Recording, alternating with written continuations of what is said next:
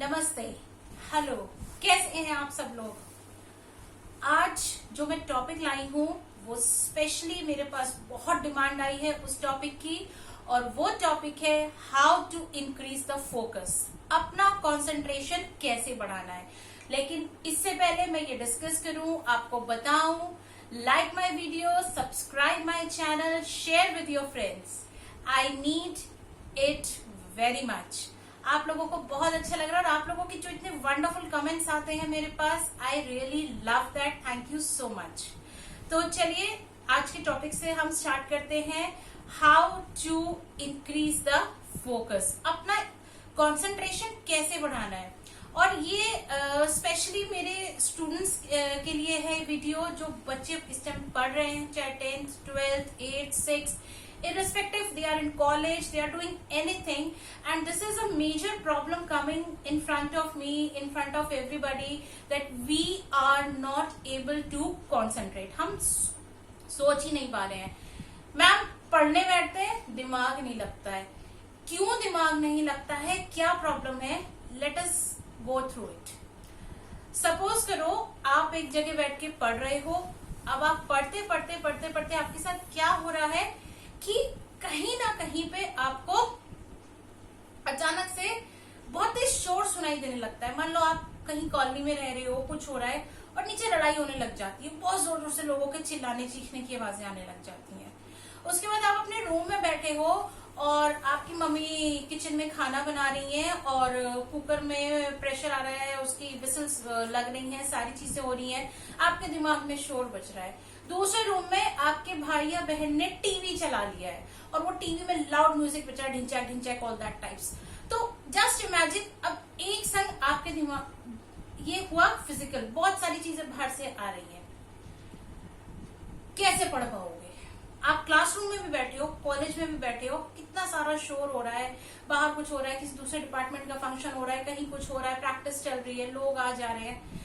आप बच्चे ज्यादातर बोलते हैं मैम क्लास छोड़ दीजिए, सर आज नहीं पढ़ना, मूड नहीं है, मौसम अच्छा हो रहा है, पढ़ने का दिल नहीं कर रहा है। कंसंट्रेशन नहीं है, फोकस नहीं है, ये प्रॉब्लम है। अब जितनी चीजें मैंने बात करी, ये सारी हमने बात करी कि फिजिकली कहीं ना कहीं बाहर से दिमाग में आ रहा है।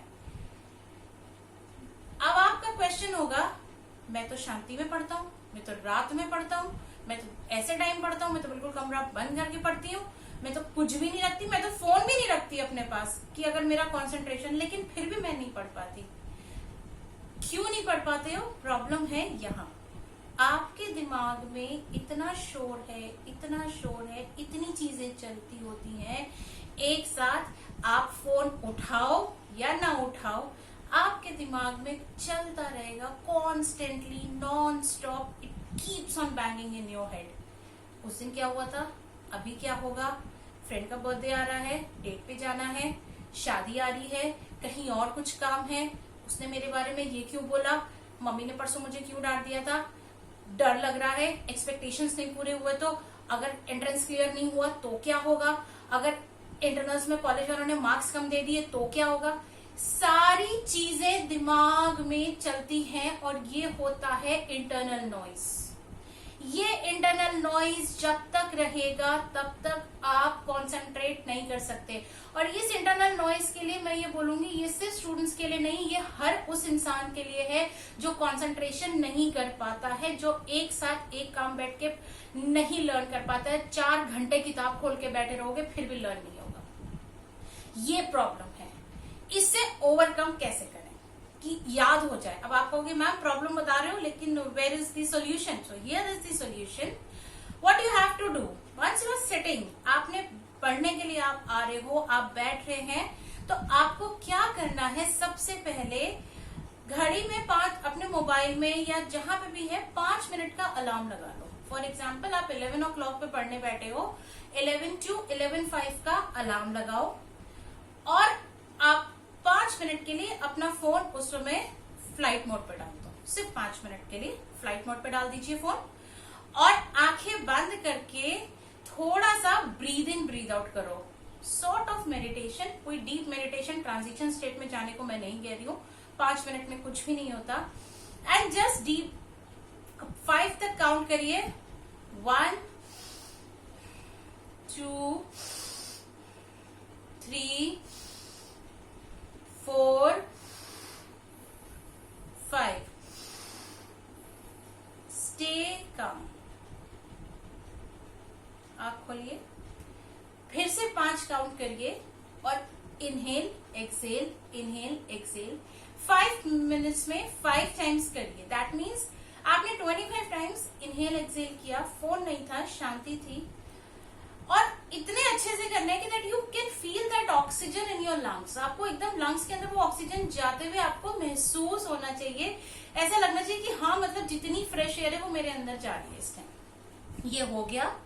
उसके बाद अपनी बुक उठाओ और अपने आप पढ़ना स्टार्ट करो। आई गारंटी अगर आप ये चीज अच्छे से कर रहे हो और इसको करने के तुरंत बाद आप पढ़ रहे हो, you will see the miraculous change in your attention.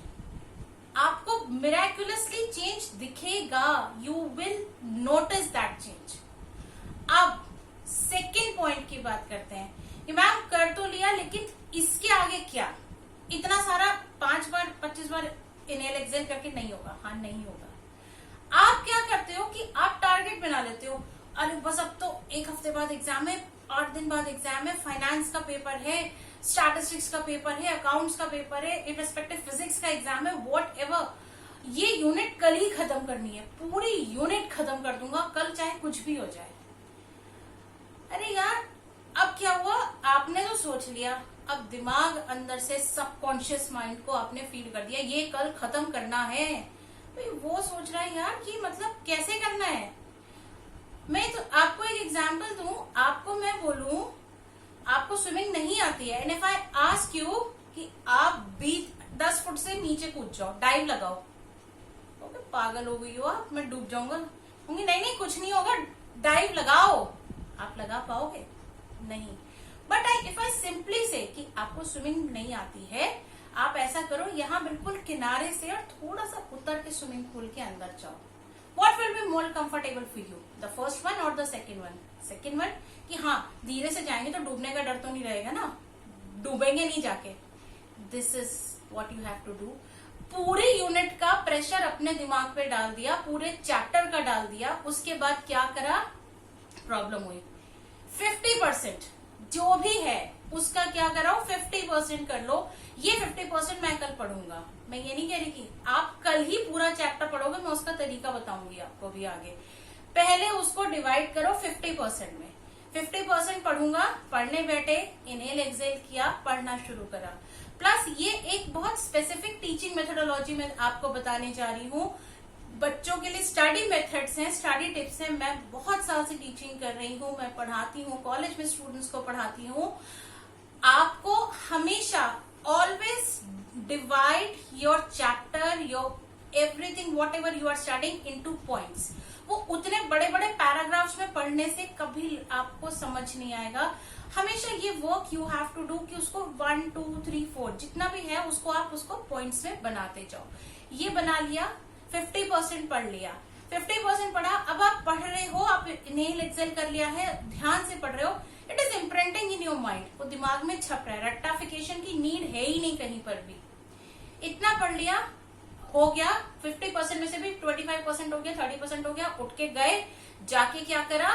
जाके एक बार थोड़ा सा घूम कर आए, कुछ आपको मन कर रहा है, पानी पी लिया, थोड़ा सा देख लिया इधर उधर क्या हो रहा है, फिर आके बैठे, फिर पढ़ना शुरू करा। नाउ 50% हो गया, रिमेनिंग 50% उस वक्त छोड़ दो। अगर आपके वो लग रहा है कि यही टाइम है तो 15 मिनट ब्रेक लो। आपको लग रहा है कि नहीं अब नहीं पढ़ने का मन कर रहा, 1 घंटा 1.5 घंटे का ब्रेक लो, फिर से बैठो, वापस से इनहेल एक्सहेल करो, थोड़ा सा 5 मिनट मेडिटेशन करो, और उसके बाद आपको क्या करना है? उसके बाद आपको फिर से वही प्रोसेस करना है। रेस्ट ऑफ द 50% को बिट्स एंड बिट्स में बांटना है, उसको पढ़ना है। You don't need to cram it. आपको उसको क्रैम नहीं करना है, रटना नहीं है। आपके दिमाग में ऑटोमेटिकली वो इम्प्रिंट हो जाएगा। और ये गारंटी है, ये वर्ल्ड वाइड टीचिंग मेथोडोलॉजी, ये स्टडी मेथड अपनाया जा रहा है, साइंटिफिकली प्रूवन है।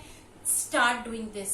और नहीं भी अगर आपसे होता है, बिल्कुल होगा, बट आपको लग रहा है, ट्राई इट वंस, एक बार कोशिश करो, जरूर होगा। करते करके देखिए, मुझे कमेंट सेक्शन में बताइए। It's a wonderful technique how to concentrate, कैसे बढ़ाना है focus with the help of small meditation. Thank you, love you all, blessings to you all, नमस्कार।